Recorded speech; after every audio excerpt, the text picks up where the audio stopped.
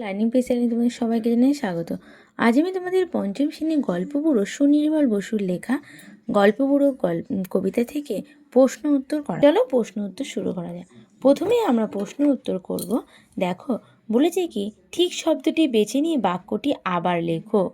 উত্তরের হাওয়া বলতে বোঝানো হাওয়া যখন উত্তর দিকে বয়ে আসে এমন ভাবকে কোন কালের হাওয়া বয়ে? তাহলে উত্তরের হাওয়া কোন সময় বয়? শীতকালে হাওয়া বয়। থুত্তুরে শব্দটির অর্থ কি? নড়বড়ে। রূপকথার গল্পে যেটি থাকে না, রূপকথার গল্পে কি থাকে না? উড়োজাহাজ থাকে না। রূপকথার গল্প সংগ্রহ করেছেন এমন একজন লেখকের নাম বেছে নিয়ে লেখো। তাহলে কোন গল্প কে রূপকথার গল্প সংগ্রহ করেছেন? দক্ষিণারঞ্জন মিত্র মজুমদার। তাহলে একের দাগে টিক মারা প্রশ্ন হয়ে গেল। চলো এবার আমরা দুইয়ের দাগের প্রশ্নে যাব। এটা হচ্ছে কবি পরিচিতি, আমি তোমাদের পড়ালাম না। এবার আমরা দেখব লেখালেখি ছাড়াও সুনির্মল বসু আর কোন কাজ ভালো পারতেন? চলো আমরা দেখে নিই। লেখালেখি ছাড়াও সুনির্মল বসু ভালো ছবি আঁকতে পারতেন। তাহলে সে কি করতে পারত না? ছবি আঁকতে ভালো পারত। তার লেখা দুটো বইয়ের নাম লেখো। তার লেখা দুটো বইয়ের নাম হলো ছানাবড়া ও হইচই। এবার আমরা চলে যাব তিনের দাগে। এলোমেলো বর্ণগুলোকে সাজিয়ে লেখো। তাহলে প্রথমে কি আছে চলো দেখে নিই। প্রথমে দেখো আমি তোমাদের এটা খাতায় লিখে দিয়েছি। এলোমেলো শব্দ আছে। প্রথমেরটা হবে রূপকথা, তারপরটা হবে রাজপুত্র, তারপর পক্ষীরাজ, তারপর হচ্ছে মন পবন, তারপর হচ্ছে আজকবি। এবার চারের দাগের প্রশ্ন। অন্তমিল আছে এমন 5 জোড়া শব্দ কবিতা থেকে খুঁজে।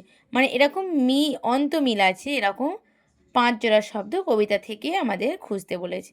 আমি খুঁজে তোমাদের একটা খাতায় লিখেছি, দেখো। নন্দিনী বন্দিনী, ঝোলা ভোলা, যক্ষীরাজ পক্ষীরাজ, দাঁড়খানা কারখানা, মাঠখানা হাটখানা। এগুলো সবই কিন্তু টেক্সট পড়ার মধ্যে আমরা পেয়ে যাব। এবার 5এর দাগে দেখো আছে কি? বাক্য বাড়া। শীতকালে হাওয়া বইছে। কেমন হাওয়া?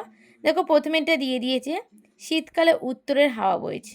পরেরটা আমরা দেখব, গল্প বুড়ো ডাকছে। কেমন বুড়ো ডাকছে?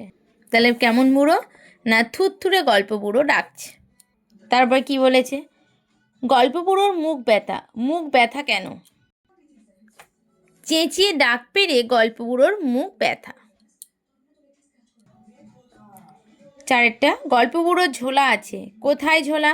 তাহলে গল্প বুড়োর কোথায় ঝোলা থাকে? গল্প বুড়োর কাঁধে ঝোলা আছে। দেখবি যদি আয়। কিভাবে আসবে?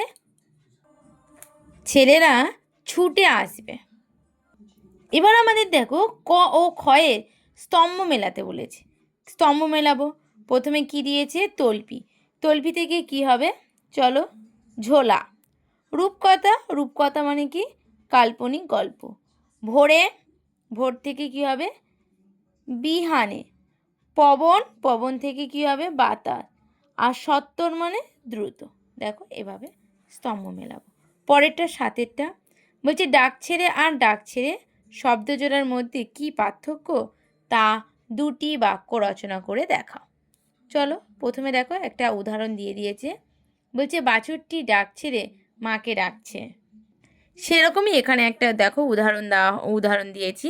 মেয়েটি ডাক ছেড়ে তার মাকে ডাকছে রে, আর খোলা আকাশ ডাক ছেড়ে আমাদের ডাকছে রে।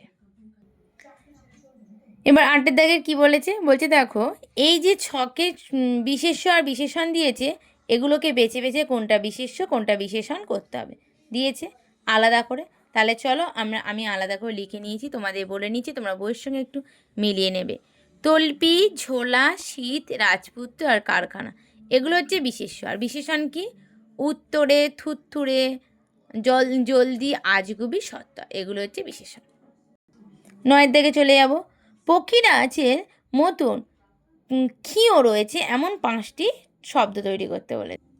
দেখো এখানে আছে পেটকারা মানে ক্ষীয় হবে যক্ষীরাজ, অক্ষী, রক্ষী, পক্ষী আর হচ্ছে মক্ষী। এবার আমাদের বলেছে ক্রিয়ার নিচে দাগ দাও।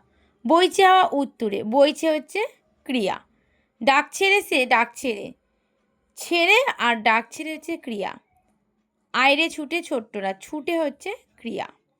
দেখবি যদি জলদি আয়, দেখবি হচ্ছে ক্রিয়া। চেঁচিয়ে তার মুখ ব্যথা, চেঁচি হচ্ছে ক্রিয়া। তোমার 11 দাগের প্রশ্ন, তোমার দৃষ্টিতে গল্পগুলোর সাজ পোশাকটি কেমন হবে তা একটা ছবি আঁকো। গল্পগুলোর সাজ পোশাক নিয়ে একটা ছবি, এটা তোমরা নিজেরাই করে নেবে। চলো আমরা 12 দাগের প্রশ্নে চলে যাই। গল্পগুলো কখন গল্প শোনাতে আসে? সুনির্মল বসু রচিত গল্পগুলো কবিতা থেকে এই উদ্ধৃতাংশটি থেকে নেওয়া হয়েছে। তাহলে এই যে আমরা যদি এভাবে গুছিয়ে লিখি তাহলে কিন্তু আমাদের পুরো নাম্বার টিচাররা দেবে, আর টিচাররা জানতে পারবে তোমরা একটা জেনে উত্তরটা লিখেছো। এখানে গল্পগুলো শীতকালের ভোরবেলার গল্প শোনাতে আসে, সেই গল্পের কথা এখানে বলা হয়েছে। পরের প্রশ্ন, গল্পগুলোর ঝোলায় কি কি ধরনের গল্প রয়েছে? আবার দেখো, যা একই কথা তোমাদের বলবো। সুনির্মল বসু রচিত গল্পগুলো কবিতায় গল্পগুলো ঝোলাতে দৈত্য দানব, যক্ষীরাজ, রাজপুত্তুর, পক্ষীরাজ, কেশবতী, রাজকন্যা গল্প রয়েছে।